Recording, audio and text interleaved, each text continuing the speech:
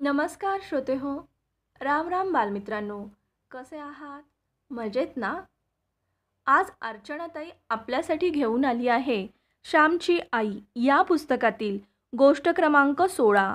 गोष्टीचं नाव आहे तीर्थयात्रार्थ पलायन, म्हणजेच तीर्थयात्रेसाठी केलेले पलायन. चला तर मग ऐकूयात. बालमित्रांनो, श्याम गोष्ट सांगू लागला होता. सिंहस्थात, नाशिकला आणि कन्यागतात वाईला मोठी पर्वणी येते. त्यावेळेस उत्तरेकडची गंगा, दक्षिणेकडची गोदावरी आणि कृष्णा यांना भेटावयास येते अशी गोड कल्पना आहे. आपल्या भारतवर्षात निसर्गाला सुद्धा कोमल अशा भावना दिल्या आहेत.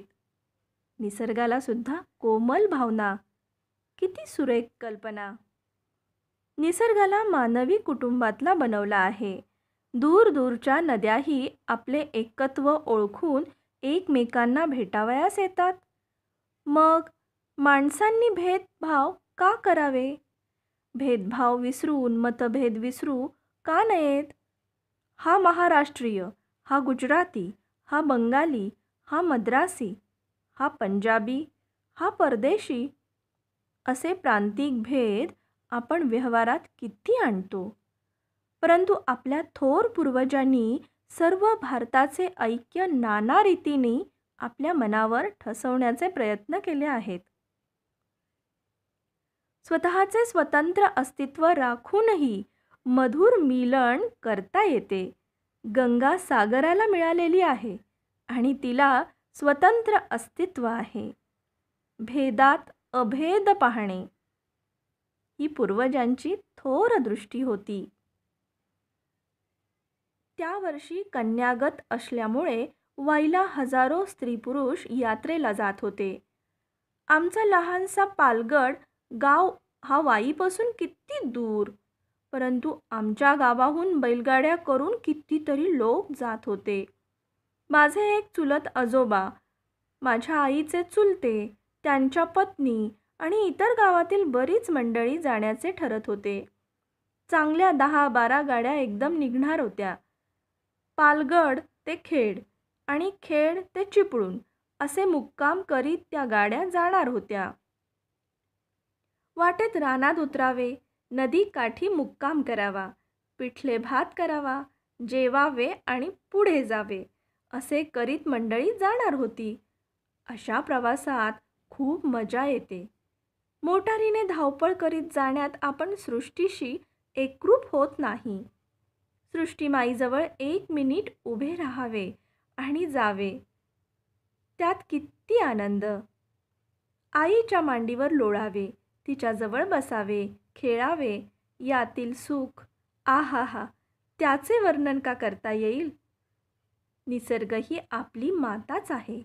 त्या मातेला भरभर पाहण्यात काय मजा, काय अर्थ. तिच्याजवळ घटका घटका राहूया. या बैलगाड्यांच्या प्रवासात फार मौज असते हो. रात्रीच्या वेळी तर फारच आनंद. शांत वेळ असते. झाडांमधून वरचे तारे आणि चंद्र मधून मधून डोकावत असतात. बैलांच्या गळ्यातील घंटांचा आवाज रात्रीच्या वेळी किती गोड वाटतो म्हणून सांगू. आणि मध्येच एखादा वाघ रस्त्यात दिसावा, त्याचे ते आगीसारखे ताऱ्यांसारखे डोळे. हाकारे करावे आणि वाघ पुन्हा जंगलात शिरावा. त्या बैलगाड्यांच्या प्रवासात हे सारे अनुभव मिळत असतात.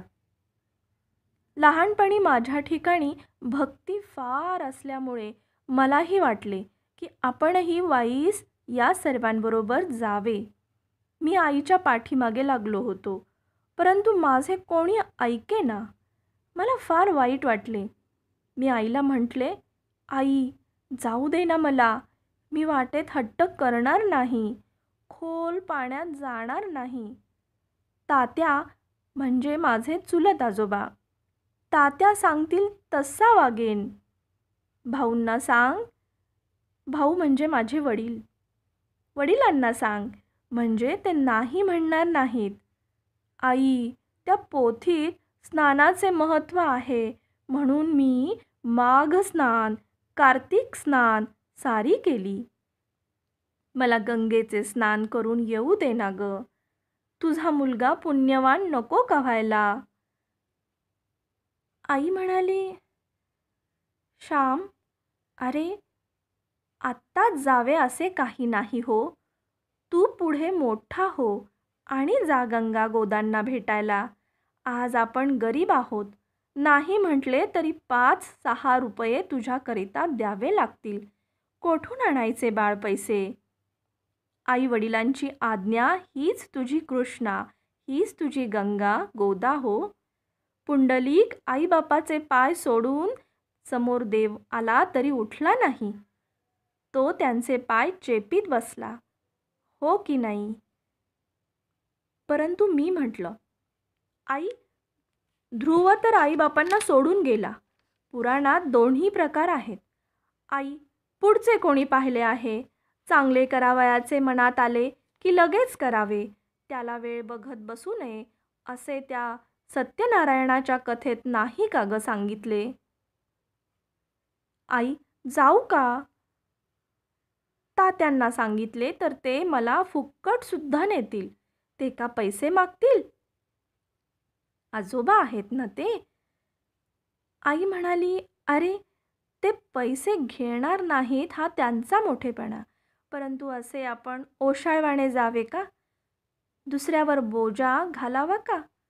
दुसऱ्यांच्या जीवावर देवाची पूजा नाही करता येत. दुसऱ्यांनी लावलेल्या आणि वाढवलेल्या फुलझाडांची फुले तोडून देवाला वाहण्यात काय रे स्वारस्य. स्वतः श्रम करावेत, स्वतः मिळवावे आणि देवाला अर्पण करावे. जायचे असेल तर पायी जा. आहे ताकद. मी म्हटलं, आई, मी दमून जाईन. 6 कोस चालेन, परंतु पुढे आणि गाड्या पुढे निघून जातील. मला सोबत ग. मला भीती वाटेल आणि गाड्यांबरोबरच चालत जाणे म्हणजे त्यांना लाजवणे. ते मग मला गाडीत घेतीलच. त्यांना तर मी पायी येत आहे हे कळता कामा नये. परंतु त्यांची सोबत तर हवी. आणि पुन्हा इतके 40-50 कोस माझ्याने चालवले तरी कसे जाईल ग. आई म्हणाली, ध्रुवाच्या गप्पाच सांग. ध्रुव बाळाला भीती वाटली नाही. जो देवाकडे जावयास निघाला त्याला कोणाची आली आहे भीती. साप वाघ त्याला मार्ग दाखवतील, खाणार नाहीत हो. तो दमून जर रस्त्यावर झोपला तर त्याच्या तोंडावर उन्हाचा कवळ सापडला तर साप त्याच्यावर फणा धरील. त्याला तहान लागली तर पक्षी चोचीतून पाणी आणून त्याच्या तोंडात घालतील. त्याला भूक लागली तर गाय माऊली येऊन त्याच्या तोंडात दुधाची धार धरील. देवाकडे जो जावयास निघाला त्याला सारे मित्र, सारे सखे, त्याचे सारे गडी, सारे सहाय्य करणारे, मदत करणारे. आहे का ध्रुवाची श्रद्धा. त्याचा तो भाव, वेडा. हे काय रडावयास काय झाले श्याम. अरे आपण लहान माणसे, अजून तू लहान आहेस हो. आणि आपण गरीब आहोत. वेडा हट्ट घेऊ नकोस मनात. मला खूप वाईट वाटले. उजाडत्या पहाटे यात्रेची सारी मंडळी निघणार होती. गाड्यांच्या पाठोपाठ त्यांना न दिसू अशा रीतीने आपण जावे असे मनात येत होते. आपण दमू थकू, आपणास भूक लागेल, खायला काय, नाना शंका मनात येत होत्या. पाणी प्यावे आणि झाडाचा पाला ओरबाडून खावा. बकरी पानावर जगते, आपणही जगू. चिंचेची करवंदीची कोवळी कोवळी पाने खाऊ असे मनात योजत होतो, विचार करत होतो. रात्री विचार करता करता केव्हा झोप लागली ते कळलेही नाही. मी उठलो तेव्हा साऱ्या गाड्या निघून गेल्या होत्या. त्या दिवशी शनिवार होता. शाळा होतीच. मी पटकन परसाकडे तोंड धुणे सारे आटोपले. झटपट अंघोळ केली, संध्या केली, नमस्कार घातले, तुळशीला पाणी घातले. पाटी दप्तर घेऊन मी शाळेत जावयास निघालो. आई म्हणाली, अरे इतकी घाई का. मी पानगी करते, ती खा, मग जा शाळेत. बन्या, बापू कोठे अजून गेले आहेत? बस जरा. मी रागाने म्हटलं, मला नको जा पानगी बिनगी. खायला देतेस, पण वाईला मात्र जाऊ देत नाहीस. मला वाईची भूक आहे, खायची नाही. मी आपल्या शाळेत जाऊन बसतो. आई जरा रागाने म्हणाली, पुन्हा माग तर खरे खायला. बघ देईन का. सारे तुझ्या मनाप्रमाणे झाले पाहिजे. मोठा राजाच की नाही तू? राजाच्या तरी पोटी यायचे होते ना. भिकाऱ्याच्या घरात जन्मून राजाची ऐट कशी रे चालणार? चांगली पाणगी देते म्हटलं, ती नको म्हणतो. दुपारी पण नको जेऊस. खायची भूक नाही म्हणे. खायची भूक नाही? किती दिवस राहतोस उपाशी ते तरी बघते. श्याम, मागे फिर. मागे फिर. आईचे ऐकावे हो सांगितलेले. परंतु मी न ऐकता झपाझप जात होतो. अजून शाळेत मुले यायला लागली नव्हती. वाटेतल्या गणपतीच्या देवळात शिरून मी देवाला नमस्कार केला आणि देवा, माझा निश्चय तू एक टिकव बरं. तू माझा सहाय्यकारी हो, अशी प्रार्थना केली. मी शाळेत गेलो तेव्हा एक सुद्धा मुलगा शाळेत आला नव्हता. शाळा अद्याप उघडलीही नव्हती. माझे दप्तर मी शाळेच्या बाहेरच्या पडवीत ठेवले. मी शाळेतून बाहेर पडलो. मुलांनी मला पाहू नये म्हणून मी झपाट्याने जात होतो. मी गावाबाहेर आलो. गावातली नदी ओलांडली आणि पुढे चाललो. तिठ्ठ्यावर आलो. जेथे 3 रस्ते फुटतात त्या जागेला तिठ्ठा म्हणतात. एका बाजूला दापोलीचा रस्ता होता, एका बाजूला खेडचा होता. मी खेडचा रस्ता धरला आणि चालू लागलो. पहाटे निघालेल्या गाड्या कितीतरी लांब गेल्या होत्या. त्या गाड्या 10-11 वर्षाचा मुलगा कशा पद्धतीने गाठणार होता मला माझे भानच नव्हते. परंतु ऊन लागू लागले. मी दमून गेलो. मला रडू येऊ लागले. घरी परत जाण्याची लाज वाटू लागली. परंतु घरी नाही जावयाचे तर कोठे जावयाचे? रानात कोठे राहणार आणि किती वेळ राहणार? मी माघारी वळलो. माझ्या गावाकडे पावले वळवली.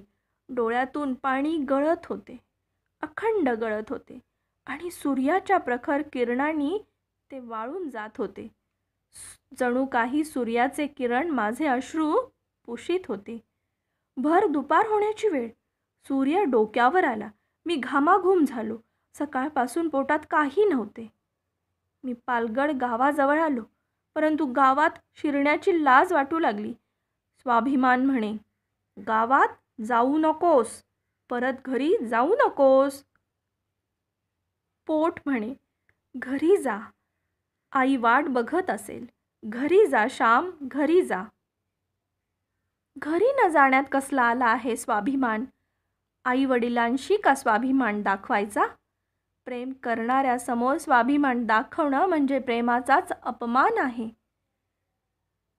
गावात शिरण्याचे धैर्य मला झाले नाही. गावाबाहेर नदीकाठी झोळाईचे देऊळ होते. ही आमची ग्रामदेवता. बाळंतिणी बाळंतपणातून उठल्या की मूल घेऊन झोळाईला जातात. तिची खणा नारळांनी ओटी भरतात. माहेरवासिनी सासरहून आल्या तर झोळाईला जातात. मी त्या झोळाईच्या देवळात शिरलो. त्या देवीच्या पाठीमागे खूप अंधार आहे. अंधारात लपून बसलो. झोळाईच्या मंदिरात खूप अंधार होता. अंधारातच लपून बसलो होतो. परंतु किती वेळ बसणार? पोटात कावळे ओरडत होते. शेवटी लाज लज्जा सोडली, स्वाभिमान दूर केला आणि देवळातून हळूच बाहेर पडलो. गावच्या रस्त्याला लागलो. गावातील घरे दिसू लागली. खाली मान घालून चाललो होतो. पाय चटचटचट भाजत होते. आता हृदय जळत होते. वरून डोळे गळत होते. असा मी चाललो. डोळे भरून येऊन पुढे काही दिसत नव्हते. इतक्यात माझे मनगट कोणीतरी धरले. अरे, आहेस तरी तू कोठे? तुला शोधायचे तरी किती? असे शब्द माझ्या कानी पडले. ते माझे चुलते होते, माझे काका. गावात नाना ठिकाणी माझा शोध चालला होता. चुलते, वडील, घरची, शेजारची सारी माणसे मला धुंडीत होते, शोधत होते. शाळेतील मुलांनी पाटी दप्तर घरी आणून दिले. तेव्हा कळले की मी हरवलो. आदल्या दिवशी हेडमास्तरांनी माझी मोडी पुस्ती म्हणजे मोडी लिपी वाईट आली होती. मोडी लिपीतील माझं अक्षर चांगलं आलं नव्हतं म्हणून मला मारले होते. मी निघून गेलो. त्यामुळे पुन्हा आज मार बसेल कदाचित म्हणून गेलो असेल असं हेडमास्तरांना वाटले. ते हेडमास्तर फार मारकुटे होते. निगडीच्या काठ्यांचा भाराच्या भारा ते शाळेत आणून ठेवीत आणि मुलांना झोडपीत. छत्रीच्या लोखंडी काडीने सुद्धा मुलांच्या उपड्या हातावर, बोटांच्या पेऱ्यांवर ते मारीत असत. ते गांजा ओढीत असत, तर्र होऊन येत असत. त्यांची बदली व्हावी म्हणून देवाला आम्ही नवस करीत होतो. मी पळून गेलो म्हणून त्यांना वाईट वाटले. आपल्या मारण्यामुळे हा परिणाम झाला असे त्यांनी मनात घेतले. ते जरा घाबरले देखील.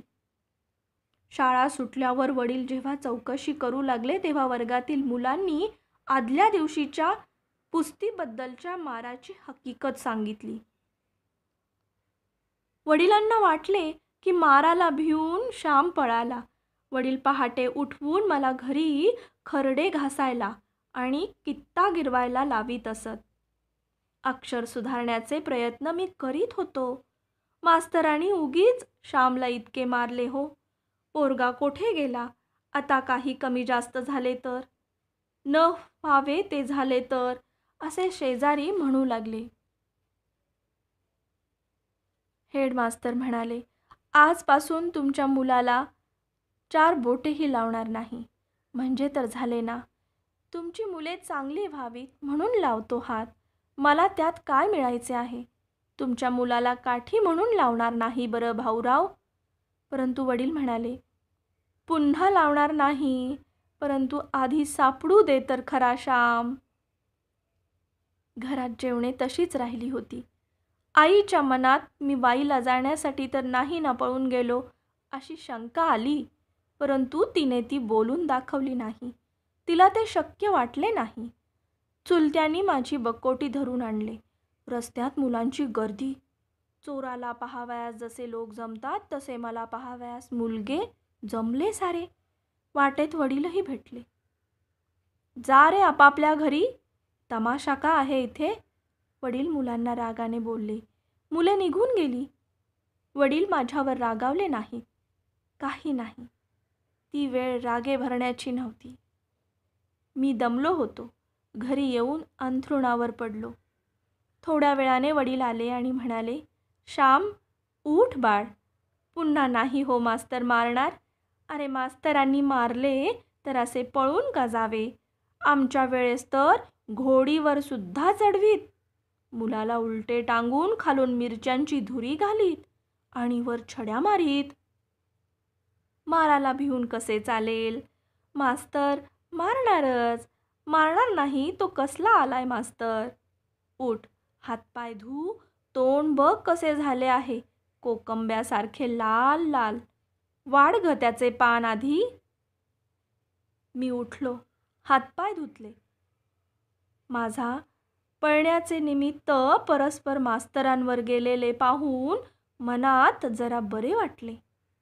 मारण्याचे आता कमी करतील असे वाटले. माझ्यामुळे ते जपून वागतील आणि इतर मुलांनाही मारलेच तर बेताने मारतील असे मनात येऊन आनंद झाला. इतर मुलांवर मी केवढा उपकार केला असे वाटले. ती मुले माझे आभार मानतील असे वाटले. बाजीरावाच्या पळण्याने मराठ्यांचे स्वराज्य गेले, परंतु श्यामच्या पळण्याने वर्गाला स्वराज्य अगदी पूर्ण जरी नाही तरी वसाहतीचे तरी मिळाले. आणि हे सारे श्यामच्या ध्यानीमनी नसतानाही. मी का पळून गेलो होतो हे 3 जणांना माहीत होते. मला, आईला आणि देवाला. शनिवार असल्यामुळे दुपारची शाळा नव्हतीच. मी जेवून पुन्हा निजलो. मी खूपच दमलो होतो. ऊनही सडकून लागले होते. तिन्ही सांज होऊन दिवे लागण्याची वेळ झाली तरी मी झोपलेलोच होतो. आई माझ्या अंथरुणाजवळ आली. ती माझ्याजवळ बसली. तिने माझ्या कपाळाला हात लावून पाहिले. तिने हाक मारली, "श्याम." मी डोळे उघडले. आईने अंगावर हात ठेवला होता. ती अत्यंत प्रेमाने वात्सल्याने म्हणाली, "श्याम, बरे नाही का वाटत? अंग दुखते?" मी सांगितले तरी ऐकले नाहीस असे म्हणून आई माझे अंग चेपू लागली. मी माझे डोके एकदम आईच्या मांडीवर ठेवले आणि रडू लागलो. माझे रडणे आवरून मी आईला म्हटलं, "आई, मी तुझे ऐकले नाही. असा पळून गेलो. म्हणून तू रागवलीस होय? मास्तरांनी मारले म्हणून नाही हो मी पळालो. तू नाही का एखाद्या वेळेस मारीत मला, म्हणून पळतो का मी? भाऊंना वाटले की त्यासाठी मी पळालो. तू काल म्हणालीस, जायचे तर पायी जा, आहे ताकद." आई, मी पायी जाऊ पाहत होतो ग, परंतु माझ्या शक्ती पलीकडचे मी करू पाहत होतो. कोठे तो ध्रुव बाळ आणि कोठे तुझा शेंबडा श्याम? आई, तुझ्या श्यामवर रागावू नकोस ग. तुझा श्याम आतताईपणा करतो, कधी हट्टीपणाही करतो. मनात येईल ते तो करू बघतो, मग असा फसतो, रडतो. आई, तू नाही ना रागवलीस? तुझे न ऐकता आणि तुला न सांगता पळून गेलो, म्हणून नाही ना रागवलीस? आई सांग.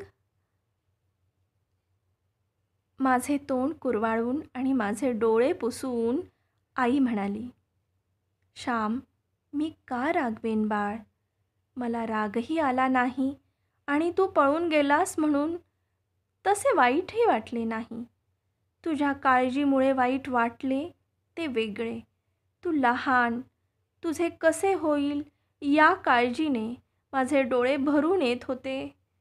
मी काल तसे बोलले, माझेच शब्द कारण म्हणूनही वाईट वाटत होते.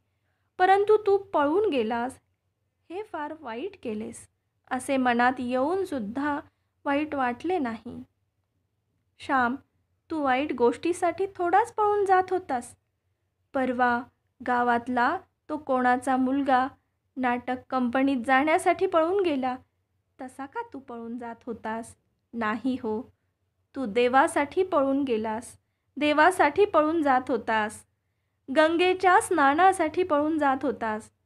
तुला मी कशी रागावू? बाळ, तुझा मला अभिमानच वाटेल हो. माझा श्याम पळून गेलाच तर देवासाठी गेला असे मी अभिमानाने म्हणेन. श्याम, एक लक्षात ठेव. तुझ्या आईचे एक वाक्य लक्षात ठेव. चोरी चहाडी करून पळू नकोस. वाईट संगतीसाठी पळू नकोस. भीतीने पळू नकोस. देवासाठी पळून गेलास तर जा. साऱ्या संतांनी तेच तर केलं. देवासाठी माझा मुलगा पळून जावा अशी मी प्रार्थनाही करीन हो.